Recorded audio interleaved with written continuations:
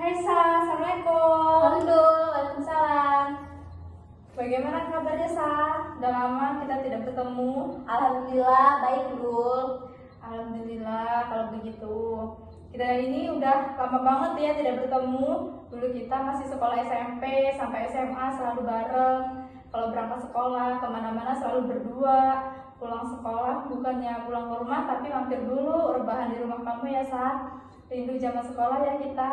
Selalu bareng sampai dikatain sama orang kita ini adik kakak karena kita selalu berdua. Tapi setelah kita lulus SMA kita udah jarang main dan udah jalan masing-masing untuk masa depan kita. Tapi nggak apa-apa, demi masa depan kita harus begini. Kalau ada waktu kita bisa kok main bareng lagi. Oh iya, bagaimana kuliahnya? Lancar kan? Alhamdulillah lancar Dul. Kamu sendiri bagaimana kuliahnya, lancar juga? Alhamdulillah lancar juga Sa. Oh iya, kamu di sana kuliahnya ngekos atau tinggal bersama saudara kamu? Aku ngekos Dul, sama temen aku. Oh alah, kamu kos. Saya kira kamu tinggal bersama saudara di sana. Tidak Dul. Tadi kesini naik apa Sa? Tadi aku kesini naik motor. Kamu kesini naik motor sama siapa? Kebetulan aku sendiri sih. Oh iya Sa. BTW raut wajahmu tidak seperti biasanya, kamu kenapa? Jadi tujuan aku kesini tuh Dul, ingin konseling dengan kamu. Mau minta solusi dari permasalahan aku Dul. Oke, baik Sa. Iya Dul, saya minta tolong ya konselingin saya sama mau minta solusinya dari permasalahan saya. Iya Sa, siap. Nanti aku bantu mencari solusi yang tepat untuk kamu. Sebelumnya kamu sudah pernah ikut sesi konseling belum? Belum pernah Dul, baru ini aku mau mengikuti sesi konseling. Baik, saya jelaskan dahulu ya Sa, apa itu konseling. Jadi, konseling adalah proses memberi bantuan untuk memecahkan suatu masalah dari seorang konselor kepada klien, yang mana konselornya itu saya dan konselingnya itu kamu sendiri Sa. Dan di dalam sesi konseling itu menggunakan beberapa asas. Yang pertama, asas kerahasiaan, di mana asas kerahasiaan ini akan menjamin kerahasiaannya dan tidak perlu takut untuk bercerita tentang permasalahan yang dialami. Kemudian yang kedua itu ada asas keterbukaan, di mana asas keterbukaan ini bebas untuk bercerita tentang permasalahan yang dialami dan tidak perlu ditutup-tutupin. Kemudian yang ketiga itu asas kesukarelaan, di mana asas kesukarelaan ini Elsa datang tanpa paksaan dari pihak manapun dan kita menggunakan waktu kurang lebih 15-30 menit ya Sa. Iya Dul, siap. Oke Sa, bisa diceritain permasalahan apa yang sedang kamu alami sekarang? Jadi di sini permasalahan saya itu Dul, saya itu bingung. Saya itu kan ngekos sama teman dan di kosan saya itu rame ngekos. Kosan saya ini kan seperti perumahan gitu loh Dul, jadi ada 5 kamar. Nah saya ini tidak enakan gitu Dul sama teman saya ini yang tinggal di kosan itu. Emangnya kenapa Sa di kosan itu? Jadi gini Dul, di kosan itu kan ada beberapa orang. Saya itu tidak enak gitu sama satu teman saya. Sebenarnya teman-teman yang lainnya itu seperti ngomongin dia gitu kan, tetapi ngomongnya itu ke saya. Jadi saya itu bingung Dul, mau menegur atau menasihati teman yang satunya ini. Bingung jadinya saya Dul, ceritanya ini jadi takut. Kenapa? Kok takut Sa? Emangnya ada apa? Takutnya yang pertama saya seperti menegur dia itu nanti dianya marah sama saya, mau dianya tidak suka ditegur, tetapi yang jadi posisi utamanya saya dan teman saya yang lainnya tidak enak gitu loh Dul, karena perilaku dia yang mungkin bisa dikatakan kurang baik atau seperti apa ya, saya mau menyimpulkannya itu bingung. Jadi antara saya mau menegur dia tapi saya takut dianya malah marah sama saya, tapi kalau tidak saya tegur nanti dianya nggak tahu kalau dia itu salah gitu Dul. Oh jadi seperti itu ya Sa. Kalau boleh tahu itu permasalahannya seperti apa? Sebenarnya di kosan itu kan ada banyak orang gitu ya Dul. Nah jadi kadang sering namanya bersih-bersih kosan, terus menjaga kerapian kos. Dan tetapi ada teman saya satu ini boleh dikatakan namanya si Asi. Nah Asi ini dia anaknya tuh kayak tidak peduli sama lingkungan gitu. Jadi teman-teman yang lain negornya ke saya untuk membilangin si Asi ini, karena kata mereka si Asi dekatnya cuma sama saya. Jadi saya harus bilang, tetapi saya tidak pernah mencoba mengasih tahu ke Arsi. Tetapi si Arsi ini pernah sempat seperti mendiamkan saya, Ndul. Jadi saya itu bingung mau bercerita apalagi ya, Ndul, yang mau aku omongin ke dia lagi. Soalnya dia udah sempat diemin saya gitu, Ndul. Jadi saya merasa gak enak juga ke Arsi. Tetapi kalau saya tidak menegurnya, siapa lagi yang mau menegurnya? Sedangkan teman-teman saya yang lain menyuruh saya untuk menegur si Arsi. Bingung banget, Dul, di posisi aku ini, Dul, antara gak enak sama Arsi dan teman-teman saya yang lainnya, Dul. Jadi permasalahannya tuh seperti itu. Sebelumnya kamu pernah menegur teman kos kamu itu yang bernama Arsi? Iya, Dul, jadi pernah dulu waktu itu menegur si Arsi ini, tetapi malah si Arsi mendiamkan saya gitu. Ya walaupun sudah seperti lebih baik lagi, tapi dari teman-teman saya yang lainnya itu masih menekankan seperti ini ke saya. Sa, kamu harus bilang ke Arsi, harus mengasih tahu Arsi itu salah, seperti di lingkungan Arsi itu harus seperti ini dan seperti itu. Tapi saya itu bingung, saya takut Arsinya itu kecewa atau bagaimana gitu, Dul. Nanti takutnya omongan aku ini bikin sakit hati si Arsi. Dan bagaimana ya, Dul, solusinya untuk saya itu untuk menegurnya agar Arsi bisa mengerti tanpa Arsi itu merasa sedang dihakimi. Padahal saya kan ingin membantu dia agar bisa peka terhadap lingkungan gitu, Sindul. Tidak ada hal yang aneh, padahal saya niat baik untuk si Arsi. Jadi teman-teman kamu ini menyuruh kamu untuk menegur si Arsi gitu ya? Karena cuma kamu yang dekat dengan si Arsi dan kawan kamu itu tidak berani untuk menegurnya karena gak seberapa kenal dengan si Arsi. Iya, Dul, seperti itu. Sekarang saya mau menegurnya jadi bingung karena serba salah sih, Dul. Jadi bingung saya nih, Dul. Maka dari itu saya datang ke sini minta solusi yang terbaik buat saya, Dul. Ada beberapa solusi untuk mencegah rasa tidak enakan kepada orang lain. Yang pertama yaitu beranikan diri menjadi pribadi yang tegas. Bisa dibilang rasa gak enakan itu adalah musuh internal yang wajib dilawan dengan keberanian untuk menjadi tegas. Beranikan dirimu untuk melawan rasa gak enakan tersebut agar gak mudah terintimidasi oleh sikap orang lain dan yang terus-terusan memohon dan menyerang empatimu. Saat kamu mulai berpikir dan bersikap lebih berani untuk tegas, orang pun akan merasakan aura penolakan darimu meskipun tanpa adu mulut. Ketegasan ini pun pada akhirnya dapat menjadi benteng yang melindungi kamu dari niat orang lain yang ingin memanfaatkan rasa tidak enakan yang biasanya mudah diserang. Kemudian yang kedua yaitu membahagiakan semua orang adalah hal mustahil. Jangan pernah berpikir kamu bisa selalu membahagiakan semua orang dengan tanganmu sendiri. Buang jauh-jauh pikiran semacam ini mulai dari sekarang. Sebab kebahagiaan mereka bukan tanggung jawabmu dan mustahil bagimu untuk mewujudkan hal tersebut sesuai harapan mereka. Yang ketiga yaitu menyiapkan alasan saat menolak bukanlah sikapnya salah. Jika kamu sudah memutuskan menolak, jangan ragu untuk menyiapkan alasan yang tepat agar orang paham dengan keputusanmu.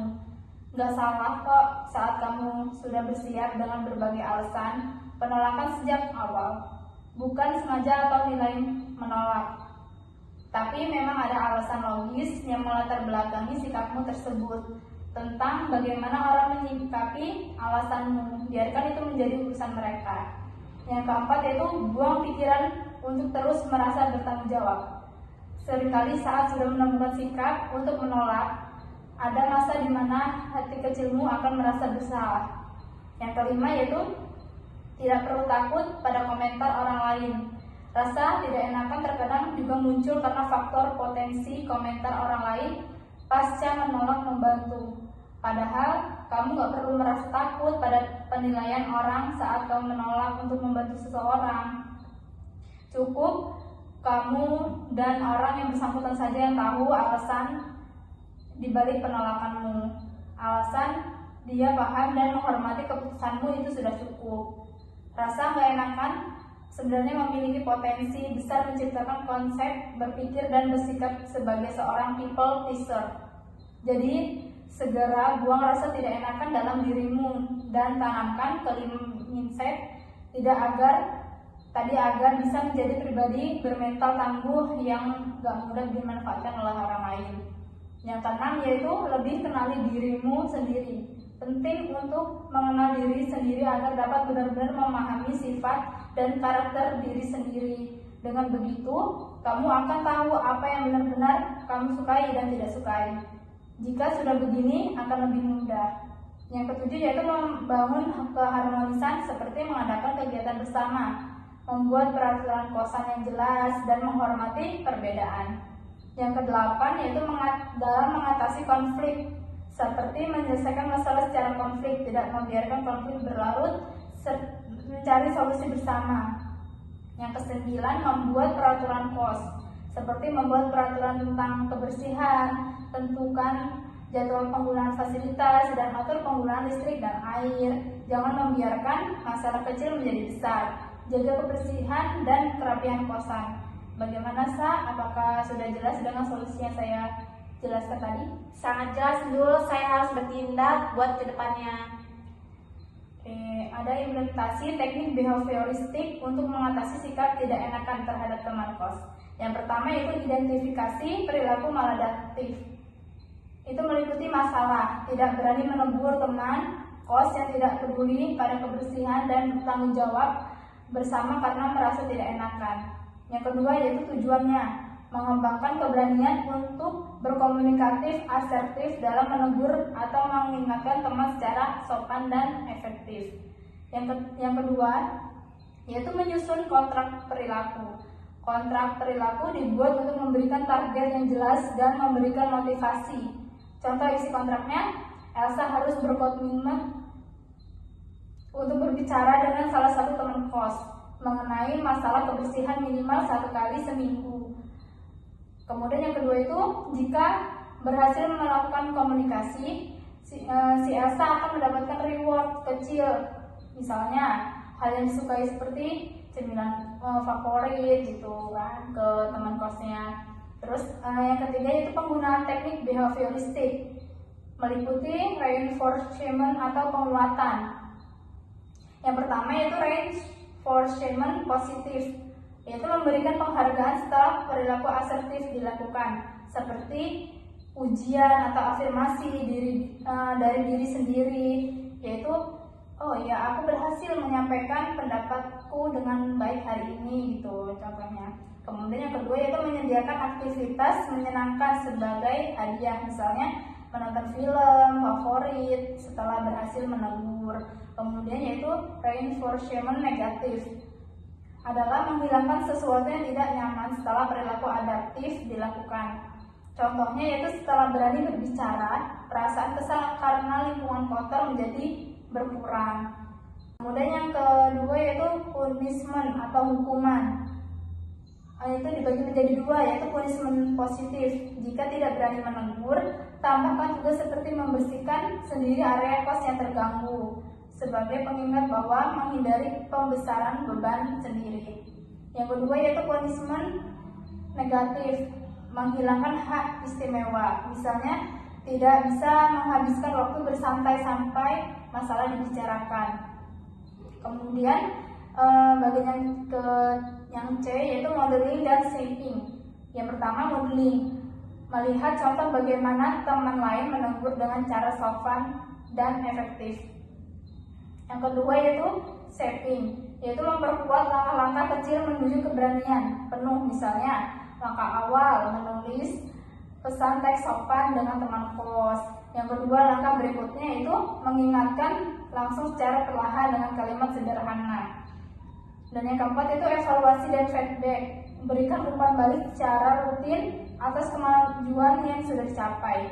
Perhatikan perubahan sikap dan tingkat keberanian dalam mengelola konflik. Contoh praktis situasi teman kos yang sering membuang sampah sembarangan.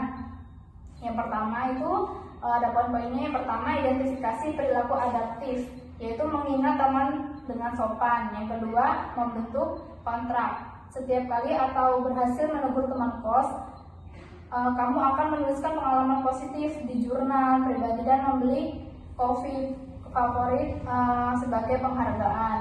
Yang ketiga yaitu implementasi teknik, berikan reinforcement setelah perilaku dilakukan dan review hasilnya bersama seseorang, mentor atau teman dekat. Nah, self disclosure atau keterbukaan diri itu untuk mengatasi sikap tidak enakan terhadap teman kos atau adalah proses di mana seseorang secara sadar mengungkapkan informasi pribadi kepada orang lain untuk membangun kepercayaan dan memperkuat hubungan. Dalam konteks tidak enakan terhadap teman kos yang tidak peduli dengan lingkungan, keterbukaan diri dapat membantu individu mengatasi konflik interpersonal secara efektif. Bagian yang pertama yaitu hubungan self-disclose dengan masalah kos. Contohnya, komunikasi efektif. Dengan mengungkapkan perasaan dan pendapat secara jujur, seseorang dapat menyampaikan masalah tanpa membuat orang lain merasa diserang. Contoh yang kedua yaitu membangun kepercayaan. Keterbukaan diri menciptakan ruang untuk pemahaman timbal balik. Jika dilakukan dengan baik, teman kos akan merasa dihargai dan lebih terbuka untuk berubah. Contoh yang ketiga itu melepaskan beban emosi, yaitu mengungkapkan pikiran dapat mengurangi tekanan batin akibat menahan perasaan tidak enakan. Dan yang bagian kedua yaitu langkah-langkah menggunakan self disclosure untuk masalah kos. Yang pertama yaitu persiapan mental. Contohnya merenungkan perasaan kamu sendiri terhadap situasi tersebut. Contoh yang kedua yaitu pahami bahwa keterbukaan diri adalah cara untuk memperbaiki hubungan, bukan untuk menyerang atau menyalahkan. Kemudian bagian yang kedua yaitu pilih waktu dan tempat yang tepat. Contohnya itu bicarakan masalah dalam suasana santai dan privat sehingga teman kos tidak merasa terbojok. Contoh yang kedua yaitu misalnya sampaikan saat hanya ada kalian berdua di ruang bersama. Dan bagian yang ketiga yaitu gunakan komunikasi e-statement. Contohnya yang pertama fokus pada perasaan dan pengalaman Anda, bukan menyalahkan. Contohnya nih, kamu merasa kewalahan belakangan ini karena lingkungan kos yang kurang bersih. Elsa ingin sama-sama menjaga kebersihan agar lebih nyaman gitu. Kemudian contoh yang kedua yaitu hindari kamu selalu bikin kotor, aku gak nyaman gitu kan. Kemudian yang bagian keempat yaitu mulai dengan hal positif. Contohnya sebelum membahas masalah, sampaikan sesuatu yang positif. Contohnya, Elsa senang kita tinggal bareng karena kamu sering bikin suasana jadi santai gitu. Aku ingin atau Elsa ingin kita juga saling bantu soal kebersihan kos gitu kan. Yang kelima itu jelaskan harapan si Elsa. Yang contohnya sampaikan apa yang Elsa harapkan dengan jelas. Contohnya yaitu Elsa harap kita bisa membagi tugas membersihkan area bersama, jadi semuanya merasa nyaman. Keenam yaitu terima respon dengan terbuka. Contohnya bersiapkan mendengarkan sudut pandang teman kos. Yang kedua, jika teman merasa tidak enak atau defensif, tetap tenang dan ulangi maksud Anda yang sabar. Kemudian yang ketujuh yaitu manfaat self-disclosure dalam masalah ini. Contohnya itu mengurangi kesalahpahaman. Teman kos mungkin tidak sadar bahwa kebiasaan mereka mengganggu.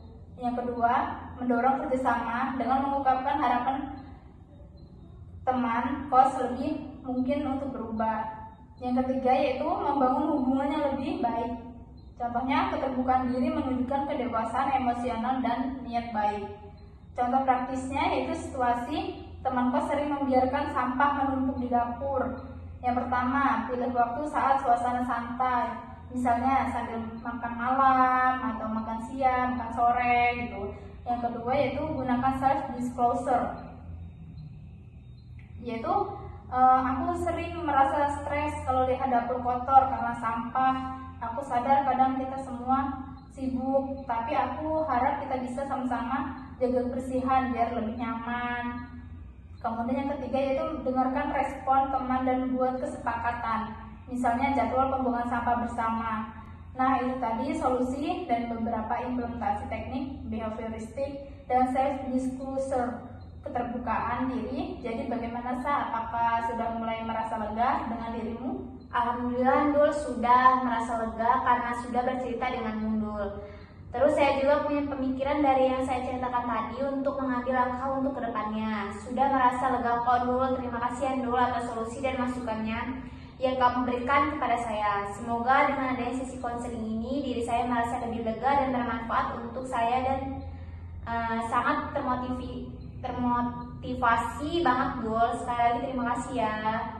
Ya, sama-sama. Saya juga merasa lega dan senang melihat kamu sudah merasa lega mendengarkannya. Apakah ada yang ingin ditanyakan lagi dari permasalahan itu tadi? Atau masih ada unek-unek yang ingin kamu bicarakan lagi? Saya rasa sudah cukup Dul, sudah tidak ada lagi yang ingin saya tanyakan. Baiklah, kalau sudah tidak ada yang ingin ditanyakan, bagaimana kalau kita tutup sesi konseling kita hari ini, Sa? Iya Dul. Baiklah, kalau semisal kamu ingin bercerita lagi atau ada yang ingin disampaikan lagi, bisa temuin saya ya, Sa. Jangan sungkan untuk bercerita. Ingat, kita ini udah temenan dari lama. Jadi jangan sungkan untuk bercerita ketika lagi ada masalah.